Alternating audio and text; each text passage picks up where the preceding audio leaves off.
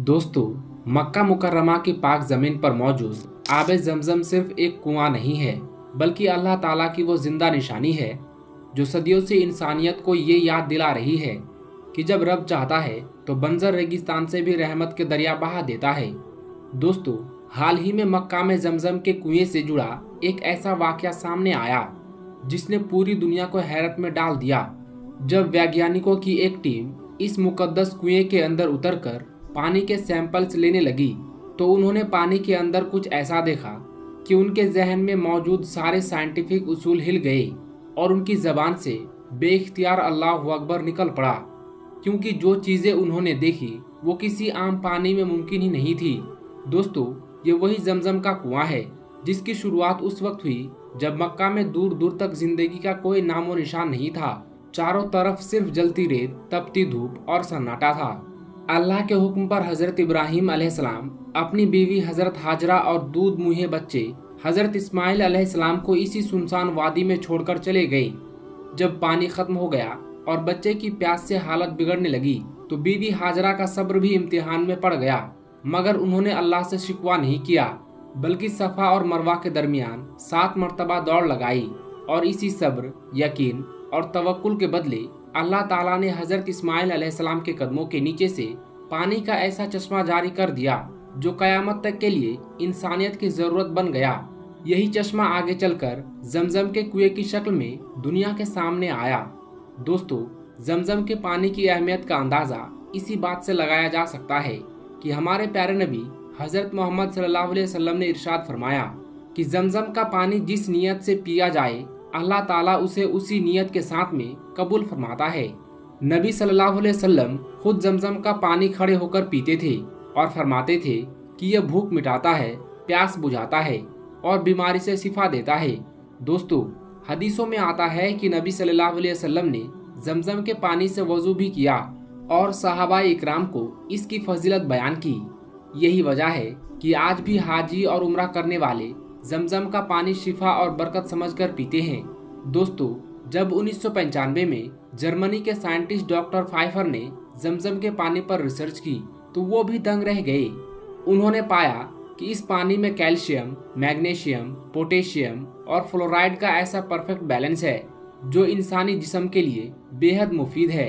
सबसे हैरान करने वाली बात यह थी कि हजारों सालों से इस्तेमाल के बावजूद इस पानी में किसी भी तरह के बैक्टीरिया मौजूद नहीं है, जबकि साइंस कहती है कि कोई भी नेचुरल वाटर सोर्स इतना अरसा चल ही नहीं सकता। मगर जमजम का कुआं आज भी उसी ताकत और ताजगी के साथ पानी दे रहा है। दोस्तों, यही वजह है कि साइंस आज तक इस बात का जवाब नहीं दे पाई कि आखिर जमजम का पानी कभी सूखता क्यों नहीं। कुछ लोग कहते हैं कि यह किसी गहरे अंडरग्राउंड सोर्स से जुड़ा है, मगर कोई भी थ्योरी पूरी तरह साबित नहीं हो सकी। ईमान वालों के लिए ये अल्लाह का खुला मोजिज़ा है और सिर्फ साइंटिफिक लॉजिक पर यकीन रखने वालों के लिए एक ऐसी पहेली जो आज भी उनकी समझ से बाहर है। जमजम का पानी हमें ये सिखाता है कि इंसान जितना भी इल्म हासिल कर ले, कुछ हकीकतें ऐसी होती है जो सिर्फ रब की कुदरत से जुड़ी होती है। दोस्तों, जमजम सिर्फ पानी नहीं बल्कि ईमान, सब्र, तवक्कुल और अल्लाह की रहमत की जिंदा दास्तान है जो हमें ये याद दिलाती है कि मायूसी के सबसे आखिरी लम्हे में भी अगर इंसान अल्लाह पर भरोसा रखे तो वहाँ से रहमत का चश्मा फूट पड़ता है। यही वजह है कि जमजम की कहानी हजारों सालों से सुनाई जा रही है और कयामत तक सुनाई जाती रहेगी। और जब तक ये पानी मक्का की पाक जमीन से निकलता रहेगा तब तक लोगों के दिलों में इसकी हैरत, इसकी अकीदत और इसकी बरकत जिंदा रहेगी। दोस्तों, जमजम का यह मोजिज़ा सिर्फ तारीख या अकीदत तक ही महदूद नहीं है, बल्कि आज के दौर में भी ये पानी दुनिया भर के इल्म और साइंस के लिए एक बड़ा सवाल बना हुआ है। सदियों पहले जिस पानी ने हजरत इस्माइल अलैहिस्सलाम की प्यास बुझाई थी, वही पानी आज भी इंसानियत को हैरान कर रहा है। यही वजह है कि जमजम के पानी पर सिर्फ मुसलमान ही नहीं बल्कि दुनिया के बड़े बड़े साइंसदान भी तहकीक कर रहे हैं। और अब आइए दोस्तों, जानते हैं कि जब एक जापानी साइंसदान ने आबे जमजम पर रिसर्च की तो उसे ऐसा क्या नजर आया कि उसकी पूरी सोच ही बदल गई। दोस्तों, इस कायनात में अल्लाह ताला की कुदरत की बेशुमार निशानियां मौजूद हैं। इन्हीं में से एक निशानी आबे जमजम की सूरत में मस्जिदुल हरम में आज भी हजारों साल बाद मौजूद है। याद रखें, आबे जमजम वो पानी है जिसकी बरकत व फजीलत को लेकर कुरान और हदीस में कई मर्तबा जिक्र किया गया है और फरमाया गया है कि आब जमजम को जिस भी मकसद के साथ पिया जाए तो इंसान का वो मकसद जरूर पूरा होता है। इसका मतलब ये है कि अल्लाह ताला ने इस पानी में बहुत ही ज्यादा शिफा रखी है। इस पानी को पीने के बाद अल्लाह ताला की बारगाह में जो भी दुआ की जाती है वो अल्लाह ताला की बारगाह में जरूर कबूल होती है। दोस्तों, अब हम आपको जमजम के पानी का एक ऐसा करिश्मा बताने वाले हैं जिसे देखकर आज दुनिया के बड़े बड़े डॉक्टर और वैज्ञानिक भी हैरान हो रहे हैं। और साथ ही आपको ये भी बताने वाले हैं कि जमजम के पानी को लेकर जब एक जापानी साइंसदान ने तहकीक की तो उसे इस पानी में ऐसा क्या दिखा कि जिसे देखकर उसके होश उड़ गए और फिर वो वहीं पर कलमा पढ़कर मुसलमान हो गया। और यही नहीं, आबे जमजम के इस करिश्मे के बारे में जानकर आप भी हैरान रह जाओगे और आपका अल्लाह की कुदरत पर भरोसा और ज्यादा मजबूत हो जाएगा। इसलिए आप इस वीडियो को आखिर तक जरूर देखिए।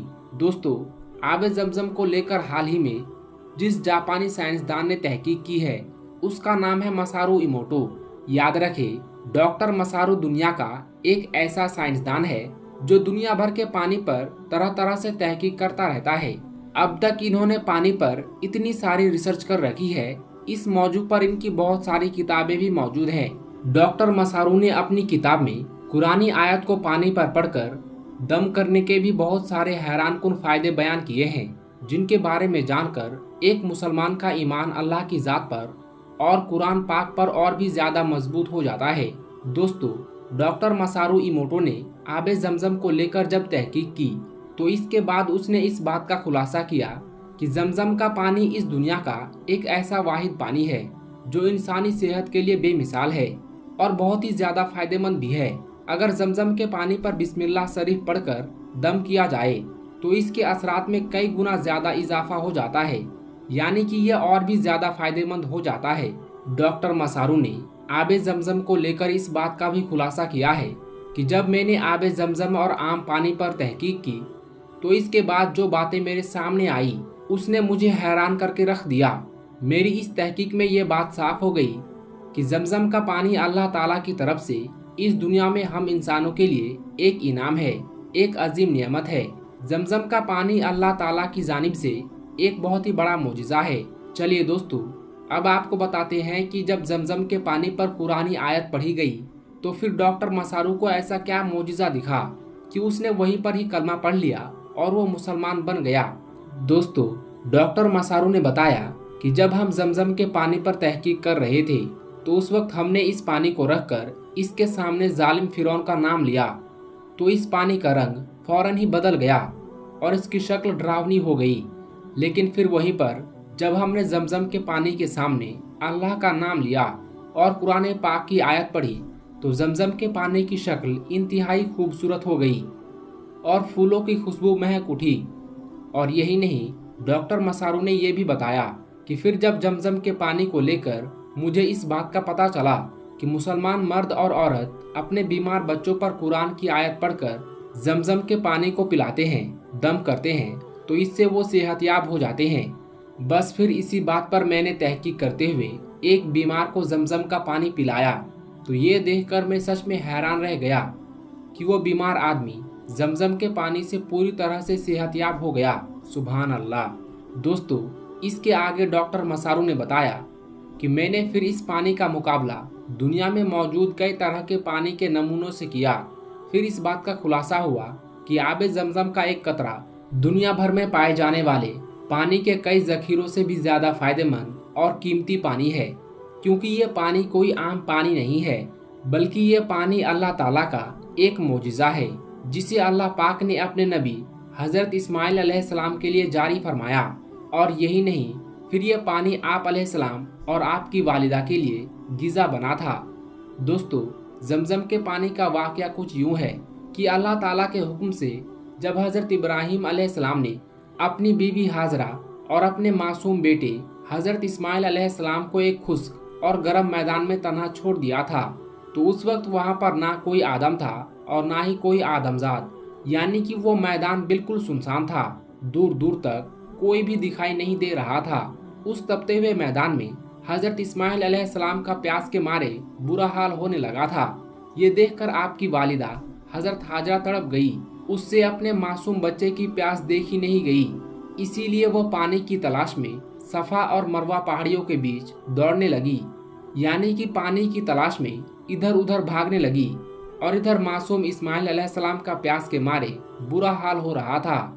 इसीलिए वो पानी पर अपने एड़ियों को लगाकर रगड़ रहे थे कि तभी अचानक अल्लाह का ऐसा करिश्मा हुआ कि हजरत इस्माइल अलैहिस्सलाम की एड़ियों की रगड़ से पानी का चश्मा फूट पड़ा, यानी कि जमीन से पानी निकलने लगा, जिससे फिर हजरत इस्माइल अलैहिस्सलाम और आपकी वालिदा बीबी हाजरा ने अपनी प्यास बुझाई। दोस्तों, फिर धीरे धीरे उस जगह ने एक कुएं का रूप ले लिया, यानी कि उस जगह पर फिर एक कुआं बना दिया गया, जिसे आज जमजम का कुआं कहा जाता है। याद रखिए, जमजम का ये कुआं 8 बाई 14 फीट चौड़ा और 13 मीटर गहरा एक बहुत पुराना कुआं है, जो 4000 साल पहले शुरू हुआ था। इस कुएं में ऐसी ऐसी मोटरें लगाई गई है जो हर सेकंड में 8000 लीटर पानी खींचता है और ये दिन में 24 घंटे चलती रहती है।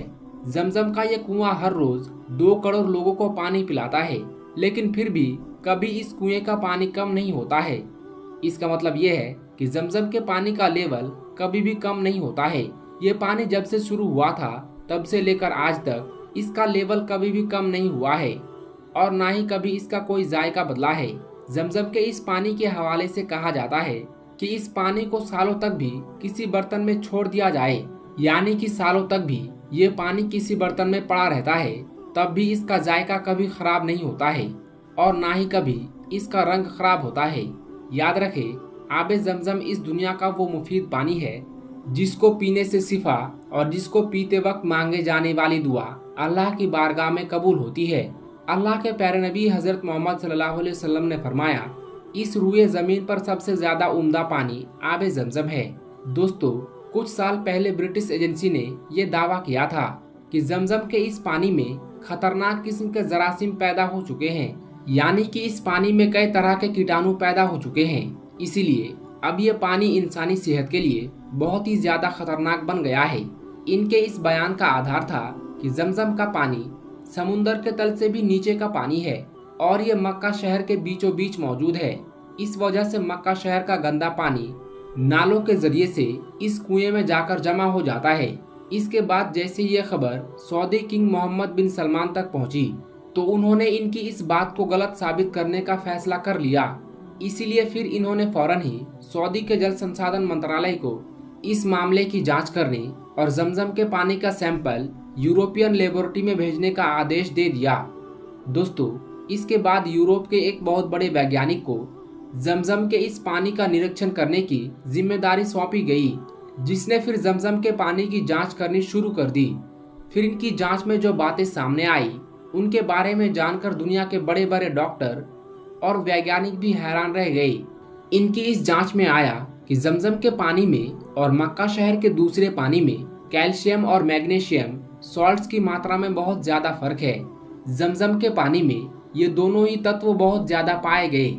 शायद यही वजह है कि जमजम का पानी कमजोर हाजियों को भी ऊर्जावान और तरोताजा कर देता है। दोस्तों, यूरोपियन लेबोरेटरी में जमजम के पानी की जांच करने के बाद साइंसदानों ने बताया कि यह जमजम का पानी इंसानी सेहत के लिए बहुत ही ज्यादा फायदेमंद है। और यही नहीं, इस जांच से ये बात भी साबित हो गई कि जमजम का पानी इंसानों के लिए रब की तरफ से एक बेहतरीन नेमत है। इसके बाद WHO यानी कि वर्ल्ड हेल्थ ऑर्गेनाइजेशन ने भी ये बात साफ कर दी कि जमजम का पानी इंसानी सेहत के लिए बहुत ही ज्यादा फायदेमंद है। तो दोस्तों, उम्मीद करता हूँ कि जमजम पानी की ये जानकारी आपको अच्छी लगी होगी। दोस्तों, आबे जमजम का ये मौजिज़ा हमें सिर्फ अल्लाह की कुदरत ही नहीं दिखाता, बल्कि ये भी याद दिलाता है कि इंसान अगर अपने रब की नियमत की कदर करे तो कामयाब होता है, और अगर उसकी नाफरमानी में पड़ जाए तो फिर अंजाम भी वही होता है जिसका जिक्र कुरान और हदीस में बार बार किया गया है। अफसोस, आज का इंसान इन्हीं नसीहतों को भूलता जा रहा है। शायद यही वजह है कि आज दुनिया में एक के बाद एक ऐसी निशानियां जाहिर हो रही हैं जिनके बारे में हमारे प्यारे नबी हजरत मोहम्मद सल्लल्लाहु अलैहि वसल्लम ने 1400 साल पहले ही खबर दे दी थी। आइए अब जानते हैं वो कौन सी निशानियां हैं जो आज हमारी आंखों के सामने पूरी होती नजर आ रही है। दोस्तों, आज जो कुछ भी हम देख रहे हैं तूफान, जलजले, सैलाब, बड़ी बड़ी बीमारियां, बड़ी बड़ी मुसीबतें, बड़े बड़े आजाब, ये जो कुछ भी आज हम देख रहे हैं, प्यारे नबी ने 1400 साल पहले बयान फरमा दिया। और 72 निशानियां हुजूर पाक सल्लल्लाहु अलैहि वसल्लम ने बयान फरमाई कि देखो, कयामत के करीब एक फितने वाला ज़माना आएगा और उस फितने वाले ज़माने की 72 निशानियां हैं। और जब ये 72 निशानियां जाहिर हो जाएंगी, 72 बातें हो जाएंगी, तो फिर अल्लाह ताला की तरफ से आज़ाब आएंगे, तूफान आएंगे, सैलाब आएंगे, आसमान से पत्थरों की बारिश होगी और भी तरह तरह के आज़ाब अल्लाह ताला की तरफ से नाजिल होंगे। 1400 साल पहले हमारे आका सल्लल्लाहु अलैहि वसल्लम ने आज जो कुछ हो रहा है वो 1400 साल पहले बयान फरमा दिया। आज मैं एक हदीस आपको सुनाने जा रहा हूँ जिसमें फितने की 72 निशानियाँ हुजूर पाक सल्लल्लाहु अलैहि वसल्लम ने बयान फरमाई है।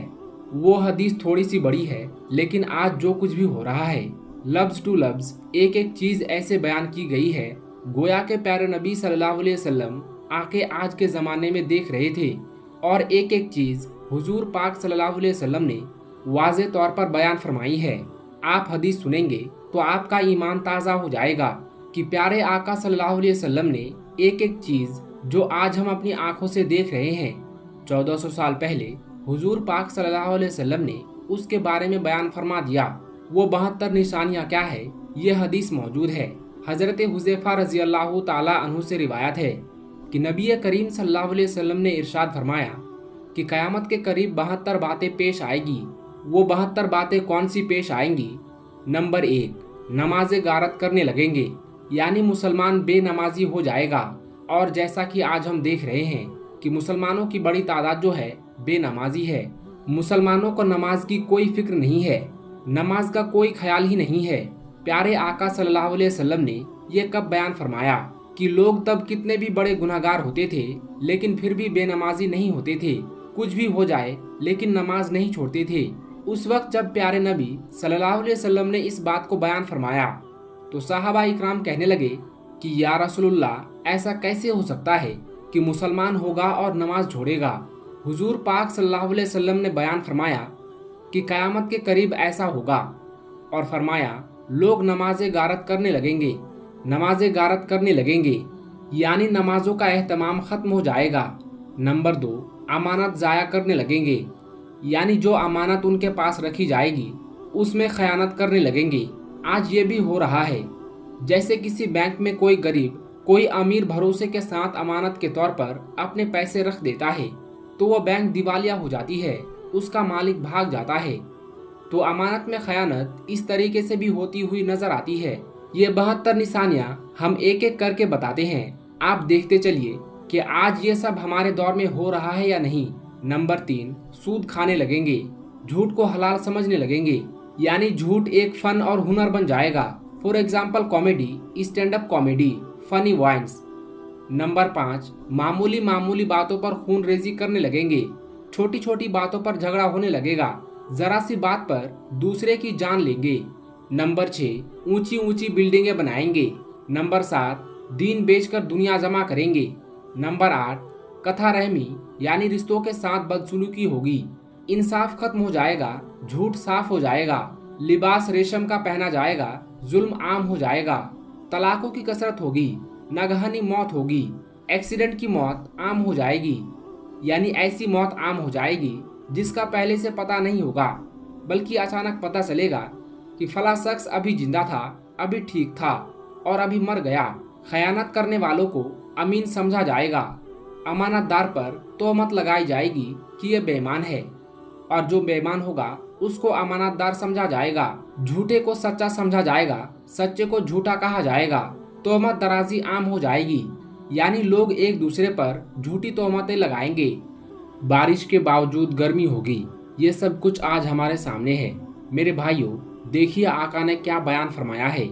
लोग औलाद की ख्वाहिश करने के बजाय औलाद से कराहत करेंगे, औलाद से नफरत करेंगे, यानी जिस तरह लोग औलाद होने की दुआ करते हैं इसके बजाय लोग ये दुआ करेंगे कि औलाद ना हो।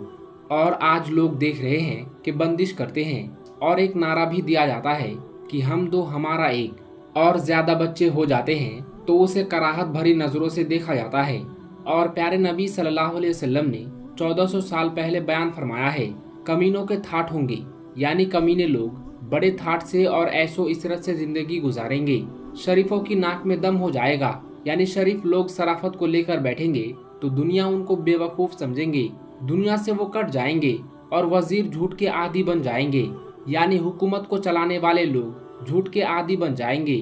अमीन खयानत करने लगेंगे, सरदार जुल्म पेशा होंगे, यानी जो लोग हुकूमत में बैठे हैं वो जुल्म पेशा होंगे। आलिम और कारी बदकार होंगे, यानी आलिम भी है और कुरान मजीद की तिलावत भी कर रहा है मगर बदकार है। अल्लाह उन्हें महफूज रखे। लोग जानवरों के खालों का लिबास पहनेंगे मगर उनके दिल मुर्दार से ज्यादा बदबूदार होंगे, यानी लोग जानवरों के खालों से बने हुए आला दर्जे के लिबास पहनेंगे लेकिन उनके दिल मुर्दार से ज्यादा बदबूदार होंगे। सोना आम हो जाएगा, चांदी की मांग होगी, गुनाह ज्यादा हो जाएंगे, अमन कम हो जाएगा। कुरान करीम के नुस्खों को बेहतरीन डिजाइन के साथ तैयार किया जाएगा और उन पर नक्शो निगार लगाए जाएंगे। मस्जिदों में नक्शो निगार लगाए जाएंगे, ऊंचे ऊंचे मीनार बनाए जाएंगे लेकिन दिल वीरान होंगे। शराब पी जाएगी और जो शरई सजा है वो दुनिया में नहीं लागू होगी। बेटी अपनी माँ पर हुक्मरानी करेगी और उसके साथ ऐसा सुलूक करेगी जैसे लोग गुलाम के साथ करते हैं। जो लोग नंगे पांव, नंगे बदन और गैर महजब होंगे वो बादशाह बन जाएंगे। कमीनी और नीची जाति के लोग जो अखलाक के एतबार से कमीने होंगे, घटिया दर्जे के जो लोग होंगे वो हुकूमत में आ जाएंगे और औरत मर्द के साथ शिरकत करेंगी जैसे आजकल हो रहा है। क्या औरतें जिंदगी के हर काम में मर्दों के कंधों से कंधा मिलाकर चलने की कोशिश कर रही है? मर्द औरत की नकल करेंगे, औरतें मर्दों की नकल करेगी। जैसे कि आज आप लोग देख रहे हैं कि आज मर्दों का फैशन इस टाइप का आ रहा है कि दूर से आप देखेंगे तो आप पता नहीं लगा पाएंगे कि ये औरत है या मर्द है। अल्लाह के अलावा गैरुल्लाह की कस्में खाई जाएगी। कसम तो सिर्फ अल्लाह की खानी चाहिए लेकिन दूसरों की कसम खाएंगे। आगे नबी करीम सल्लल्लाहु अलैहि वसल्लम ने बयान फरमाया, मुसलमान भी बगैर कहे झूठी गवाही देने को तैयार हो जाएगा। और आगे फरमाया कि सिर्फ जान पहचान के लोगों को सलाम किया जाएगा। मतलब ये कि जैसे कि आजकल होता है कि जिनको हम जानते हैं उन्हीं को सलाम करते हैं, जिनको हम नहीं जानते उनको हम सलाम नहीं करते। आगे फरमाया, गैर दीन के लिए शरई इल्म पढ़ा जाएगा। आखिरत के काम से दुनिया कमाई जाएगी। माले गनीमत को ज्यादती जागीर समझा जाएगा। अमानत को लूट का माल समझा जाएगा, यानी किसी ने अमानत रख दी तो जिसके पास रखी है वो समझेगा कि इसे लूटना चाहिए, ये लूट का माल है। ज़कात को जुर्माना समझा जाएगा। आज के टाइम 2.5% ज़कात होती है लेकिन उसको भी मुसलमान टेंशन लेकर निकालता है, इसलिए फरमाया कि ज़कात को बोझ समझा जाएगा। सबसे घटिया आदमी कौम का लीडर बन जाएगा। आदमी अपने बाप की नाफरमानी करेगा, आदमी अपनी माँ से बदसलूकी करेगा, दोस्तों को नुकसान पहुँचाने से गुरेज नहीं करेगा। प्यारे नबी सल्लल्लाहु अलैहि वसल्लम ने इरशाद फरमाया, अपने फायदे के लिए दोस्तों को नुकसान पहुंचाने से कोई भी नहीं चूकेगा। आगे हुजूर ने फरमाया, बीबी की इताअत की जाएगी, यानी बीबी सच कह रही है या झूठ कह रही है ये शौहर नहीं देखेगा, बस उसकी इताअत करेगा, उसका कहना मानेगा। बदकारों की आवाजें मस्जिदों में बुलंद होगी। गाने वाली औरतों की ताजीम और तकरीम की जाएगी, यानी उनको इज्जत दी जाएगी। गाने बजाने के हालात को संभाल कर रखा जाएगा। अब देखिए टीवी, मोबाइल, जो भी साउंड वाले सिस्टम है उनको कैसे संभाल के शौकेस में सजाया जाता है। हुजूर सल्लल्लाहु अलैहि वसल्लम ने फरमाया, सरे रास्त शराब पी जाएगी, यानी रास्ते रास्ते में आपको शराबी मिलने लगेगा। जुल्म को फख्र समझा जाएगा, इंसाफ बिकने लगेगा, पुलिस वालों की कसरत हो जाएगी। कुरान करीम को इसलिए पढ़ा जाएगा कि लुफ्त हासिल हो, हिदायत के लिए नहीं पढ़ा जाएगा। और कुरान को गाने के अंदाज में पढ़ा जाएगा। दरिंदों की खाल इस्तेमाल की जाएगी। उम्मत के आखिरी लोग अपने से पहले लोग पर लान तान करेंगे। ये 72 निशानियां प्यारे आका सल्लल्लाहु अलैहि वसल्लम ने बयान फरमाई। और इन 72 चीजों को बयान करने के बाद आका ने फरमाया कि जब ये अलामात जाहिर हो तो उस वक्त कयामत का इंतजार करो।